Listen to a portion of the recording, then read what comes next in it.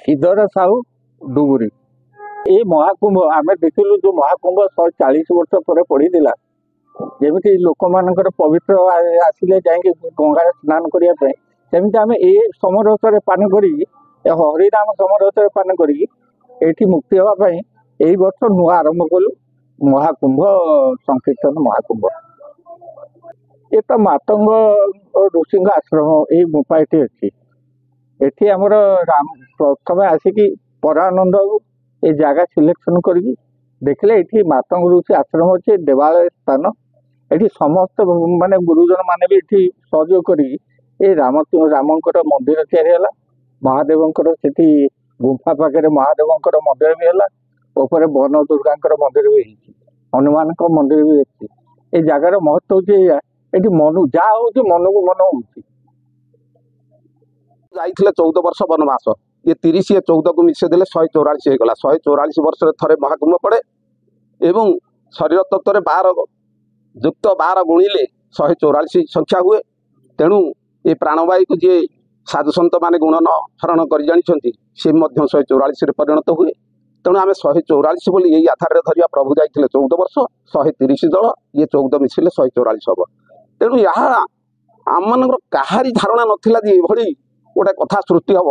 दीर्घ 5 दिन काल आम जगन्नाथ बाबू रमा बाबू एम समस्ते आम सका 9टारू जीवु निमंत्रण पत्र बुली बुली बांटिलु सब पंचायत को राति 11टा 12टा हम फेरबू यह बिना प्रचार प्रसार चारिआडे गोटे खेलीगला लोकंक मनरे गोटे स्पृहा आसला ये नाम संकीर्तन गंगा से प्रवाहित होगाकू जाऊँगी। तेणु यही अवसर में जहाँ समस्ते सहयोग कर आगामी दिन में आहरी 2 दिन होगाकू अच्छी बाकी मते जड़े आमर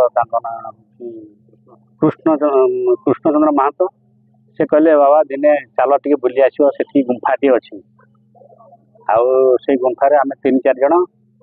आसिलु झड़ी वर्षा होता है आम कहलु पलि जाऊ तथापि ना जा पहुँचवा से जगह जा देखला कहीं गोटे मनर गोटे गोटे आसला खंडे ये चांदनी करने चांदनी पर आस्ते आस्ते आस्ते आस्ते सी तार रूपरेखा सी ईश्वर इच्छा मु किसी देखनी अच्छा बाबा मैंने देखी प्रत्येक ज्योति जलुची नाम संकीर्तन राति शब्द शुभुची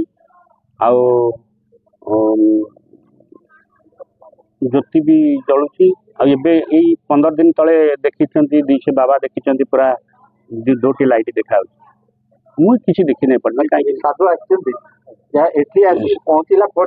जो बाबा जो जड़े बाबा रोते से पचार बाबा ये जगार कौन तुम पड़े अच्छी किसी समय पर से देखी से बाबा जो अदृत हवा हाथी भी बहुत आई हाथी चारिकर घेरिले बाबा अच्छे उपरକୁ पड़ेले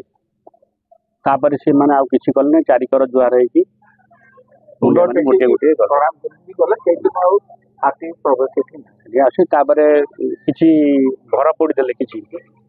लोग ये गोटे छोट जाड़ियाटे करते किसी लोग घर पोड़देले तापर हाथी छुआटी पशिगला सी भी भांगीगला मन में गोटे दुर्बलता आसला आउ ये किसी हो पार ना से कण में जा बसिलु बंध गाँव जड़े आमर भाई कहले तुम कर कि असुविधा हेनी एटू तापर दिन तो चलला चलला प्रभुंर आज ये अवस्था पहुँची इच्छा मोर ना अधीर सेठी घर बाराएड़िया मुठाकार जड़े भक्त सब बेले परमानंद सहित जावासवा करे प्राय अनेक वर्ष है आसूची आउ कौन कहबी एठिकार तो समस्ते कहले ज्ञानी गुणी लोक कहले जहाँ मु खाली गोटे पद कहूँ कृष्ण मूर्ति भगवान केवल नाम संकीर्तन ब्राह्मण आदि 4 वर्णे तरीबे नाम संकीर्तने आउ कौन कहवा।